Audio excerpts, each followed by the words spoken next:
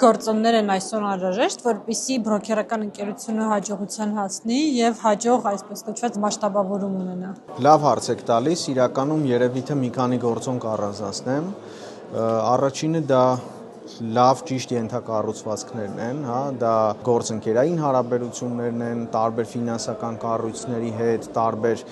ընդունված տերմիններ կան, պրայմ բրոկերներ, տարբեր շուկայի հարթակների մասնակցություններ, տարբեր ֆոնդային բորսայի հասանելիություններ եւ այլն, դա մեկ բառով եթե նկարագրեմ, ցենց ընդհանուր կասեմ ենթակառուցվածքներն են։ Երկրորդը դա պրոֆեսիոնալ թիմի առկայությունն է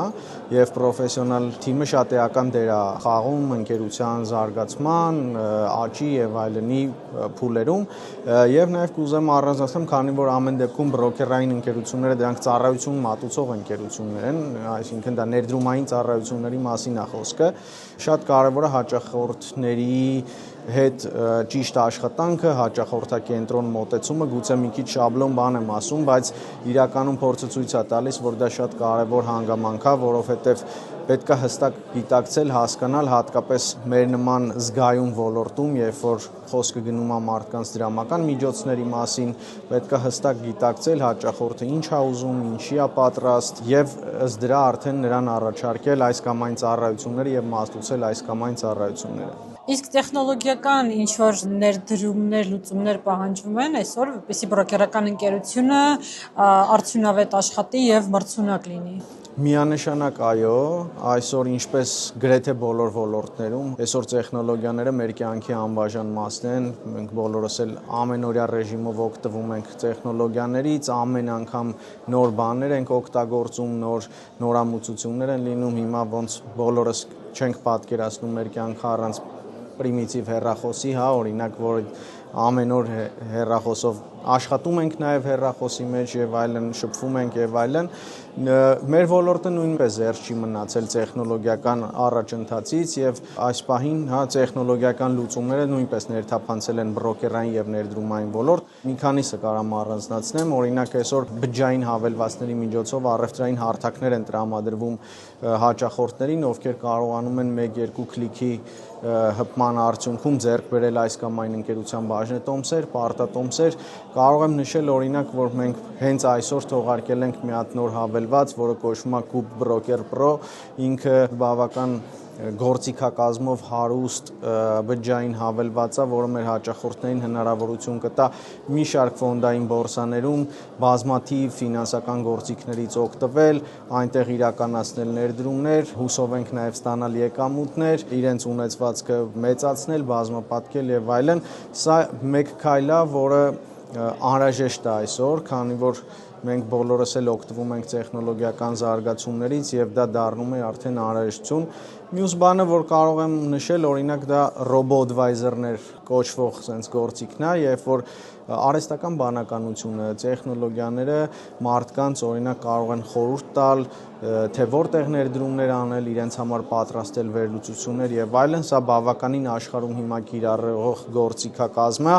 որը Հայաստանում երևի թե սպայնքի շատ քիչ է կիրառվում, բայց ինքն էլ իր տարածումը անպայման կգտնի, որովհետեւ ամբողջ աշխարհում դա բավականին լայն տարածում է գտել եւ ես վստահ եմ, որ գալիք ժամանակահատվածում մոտակա տարիների ընթացքում եւս լինելու են նորանոր տեխնոլոգիական գործիքներ եւ նորամուծություններ, որոնք նույնպես մեր ոլորտին կառնչվեն եւ կներդրվեն հաճախորդներին ավելի լավ ֆինանսական գործիքներ հասանելի դարձնելու համար։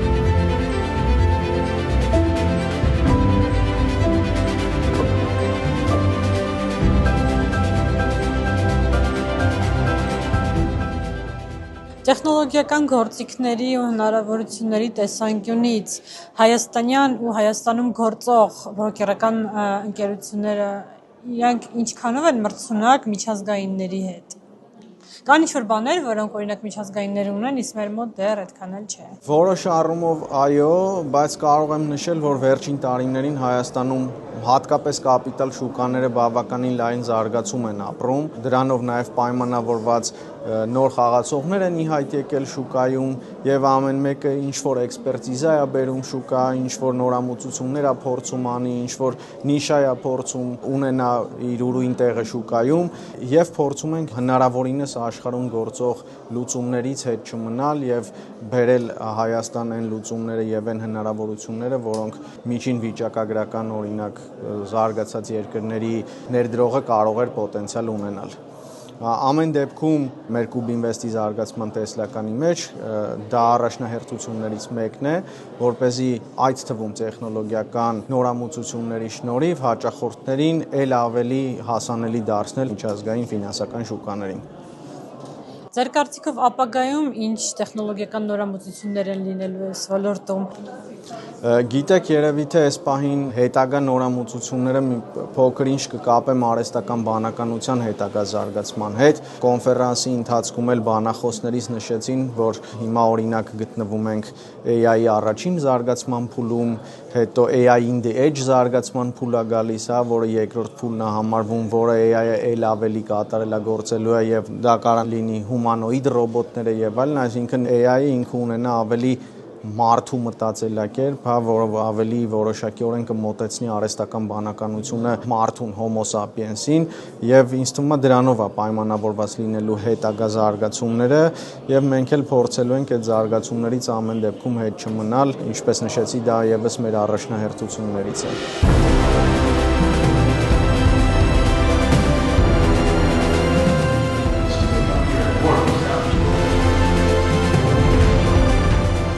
Ինչով է Silicon Mountains տեխնոլոգիական սամիթը հետաքրքիր ձեր ոլորտի ընկերություններին։ Ինչպես հասկացա, հետաքրքիր նոր գաղափարներ լսեցիք, ավելի լավ պատկերացրեցիք, թե տեխնոլոգիաների զարգացումը դեպի ուր է գնում։ Փաստացիորեն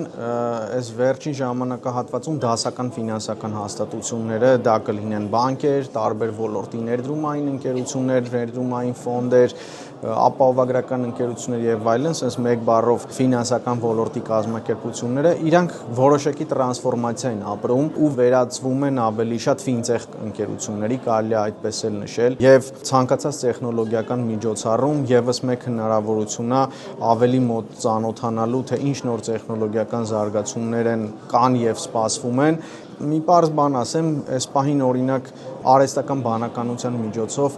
տեղի է ունենում նաև, եթե մեր ոլորտում նայենք, շատ հայտնի է հաճախորդների համար AML, այդ KYC process-ները, ճանաչիր հաճախորդին, փողերի լվացման եւ ահաբեկչության ֆինանսավորման դեմ պայքարի շրջանակներում, որոնք միջոցառումներ են իրականացվում, եւ այս ամենը եւս արհեստական բանականությունը տալիս է իր լուծումները, այսինքն այսօր կարելի է cyber security, կիբերանվտանգության մասով ունենալ լուծումներ տեխնոլոգիական, կարելի է KYC process-ները, AML process-ները ամբողջությամբ ավտոմատացնել եւ մեր մասնակցությունը նմանատիպ միջոցառումներին նաեւ միտված են սրան, որպեսզի մենք մոտ լինենք տեխնոլոգիական նորանոր զարգացումներին եւ կարողանանք հնարավորինս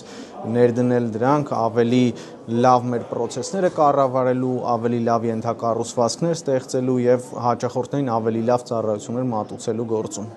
Իսկ ձեր կարծիքով հատկապես Silicon Mountains-ը ինչով է տարբերվում այլ նմանատիպ միջոցառումներից։ Silicon Mountains-ի արդեն 9-րդ միջոցառումն է տեղի ունենում եւ Silicon Mountains-ը այս վերջի տարիների ընթացքում հատկապես նաեւ իր ուրույն դերն է խաղում այս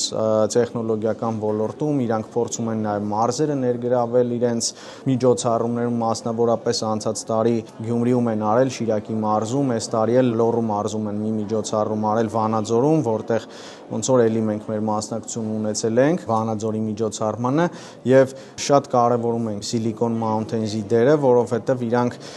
փորձում են կրթել, փորձում են մարդկանց ավելի մոտ դարձնել տեխնոլոգիաներին եւ փորձում են բոլորի հետ հնարավորինս կիսվել տեխնոլոգիական զարգացումներով եւ մարդկանց ավելի մոտ դարձնել դրան։ Իսկ մարզերում Հայաստանի այսօրվա դրությամբ կա հետաքրքրություններ դրումների ոլորտի նկատմամբ, թե հիմնականում այդ ամեն ինչը Երևանում է կենտրոնացած։ Մարզերում էլ կա որոշակի հետաքրքրություն,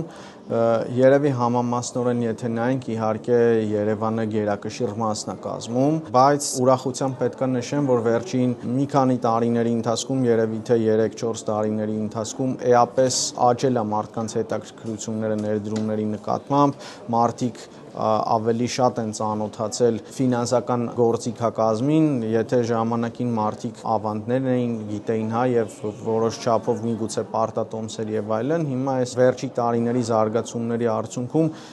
նաեւ լայն հասարակության ֆինանսական գրագիտության մակարդակն է բավականին աճել, ինչը բերում է իր հերթին հետաքրքրության տարատեսակ ֆինանսական գործիքների նկատմամբ, որը նաեւ նկատվում է մարզերում, ոչ միայն Երևանում։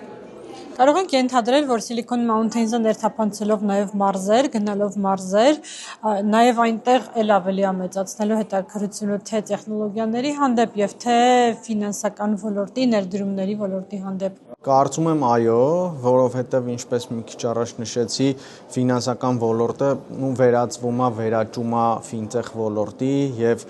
ֆինանսական կազմակերպությունների եւ ֆինանսական ոլորտը էապես մասնակցելով տեխնոլոգիական միջոցառումներին, նաեւ իրենց ծառայություններն են ավելի մոտ դարձնում եւ ավելի հասանելի դարձնում հաճախորդներին եւ նմանատիպ միջոցառումները մարզերում անցկացնելով բնականաբար դա ավելի հասանելի է դառնում նաեւ մեր մարզերի բնակիչներին։ Եթե դուք կարողանեք ներդրում կատարել ֆինանսական շուկայից դուրս որևէ ինչ-որ նախագծի մեջ, դա ինչ կլիներ։ Մի քիչ դժվարանում եմ ասեմ կոնկրետ ինչ-որ ոլորտ, բայց կարող եմ ասել, որ որպես ֆինանսիստ կամ ֆինանսական կազմակերպության ղեկավար ամենակարևոր բաներից մեկը դա դիվերսիֆիկացիան է, այսինքն մի հատ հին խոսք կա, ասում են բոլոր ձվերը չեն դնում մի զամբյուղի մեջ, դա շատ կարևոր է պահպանել եւ կան տարբեր ոլորտներ, որոնք ֆինանսական գործիքներից դուրս, օրինակ, չգիտեմ, անշարժ գույքի ոլորտն է, ոմանք սիրում են կրիպտոյում ներդրում անել, կրիպտո ակտիվներում հիմա բավականին պոպուլյար ոլորտ է եւ այլն, ես ուղղակի խորհուրդ կտամ, որ անպայման դիվերսիֆիկացիայի կանոնը պահպանեն ներդրողները, որպեսզի ճիշտ կարողանան իրենց ներդրումային ռիսկերը զսպեն։ Ֆինանսիստը որպես մասնագետ որքանով ակտուալ մնալու ձեր կարծիքով մոտակա տարիների ընթացքում բոլորին հետաքրող այն հարցերից մեկը, ինչքան է հավանականությունը, որ արհեստական բանականությունը կկարողանա փոխարինել ֆինանսիստերին։ Որոշ առումով կկարողանա երևի թե փոխարինել, որովհետև ցանկացած մասնագիտությունում հա դա կլինեն ծրագրավորման մասնագետների մեջ կամ, չգիտեմ, իրավաբանների մեջ, հիմա շատ ակտիվ բժշկության մեջ է կիրառվում, հա, մի քիչ առաջ բանախոսներից մեկը պրեզենտացիայում նշում էր, որ վիրաբույժներ կլինեն արդեն հումանոիդ ռոբոտներ, որոնք կկարողանան high precision, այսպես ասած, վիրահատություններ իրականացնել, ցանկացած ոլորտում ինքը եւ ռիսկ է եւ նոր հնարավորություններ է, այսինքն մարդիկ պետք է կրթվեն, ունենան նոր հմտություններ, այս պահին առնվազն կարծում եմ արհեստական բանականությունը դեռ այնքան չի զարգացել, որպեսզի կարողանա ամբողջությամբ առանց մարդու ինտերվենցիայի անի այն ամենը, ինչ հիմա մարդիկ են անում, այդ թվում նաև ֆինանսներում, մի հատ ֆոնդի կառավարիչ կա, ամերիկյան, իրանց ֆոնդերը կառավարվում այս ռոբո-ադվայզերների միջոցով, այս վերջերս հատուկ տենց հայտարարություն արեցին, որ գիտեք, ֆոնդ ենք գործարկել, որը մենակ մարդու կողմից է կառավարվելու, ոնց որ ինքը տենց նոր know-how ունի նման բաներ, ինչ որ բայես էլ ունենք եւ այլն, այսինքն ամեն դեպքում դեռ մոտ ապագայում լավ մասնագետները դեռևս իրենց տեղը կունենան, իսկ այն պարագայում, երբ որ արհեստական բանականությունը կկարողանա արդեն 90%-ով փոխարինել, ինձ թվում է մարդիկ կկրթվեն, կվերափոխվեն, որովհետև միշտ նոր բաների կարիք կլինի։ Շնորհակալություն այսօրվա զրույցի համար։